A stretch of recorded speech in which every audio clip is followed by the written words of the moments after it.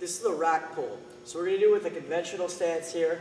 Now, if you look at the rack here, we've got pins set up so that now the bar, instead of being down pretty low on his shins, is just going to be a few inches below his kneecaps. The height for this is going to be variable though. Sometimes we'll do below the kneecaps like so. Might even go at the kneecaps or above the kneecaps. So that'll kind of be dictated in your program, all right?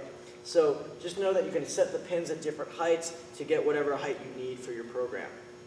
So we're going to do a conventional deadlift here like we did before or any other deadlift. So he's going to hip hinge to get into the start position. So he's going to push his hips back, keeping his weight on his heels.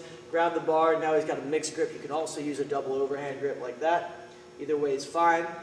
So with our deadlift, again, we're going to get our hips down a little bit, chest up, weight on the heels. Okay, so you should feel a little bit of tension in your hamstrings and your hips when you do that. Now you're going to push through the heels, keep that bar pulled back into you tight, so it should scrape up his knees and chins here when he comes up, locking out forcefully with the glutes.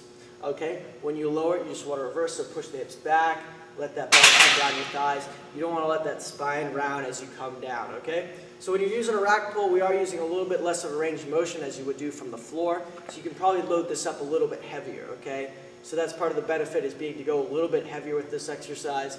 If you want general cues, it's going to be the same as we do for a conventional deadlift. So we want to make sure that chest is up, not too much of an arch in the back though. We want to make sure we're locking out with the glutes, head in a good position so we're not in cervical hyperextension, that chin's tucked throughout. And again, we do want to take the tension out of the bar and screw our shoulders in, all right? So this isn't something you're simply going to jerk off the floor or off the pins in this case. All right, you want to ease into it, then explode, okay?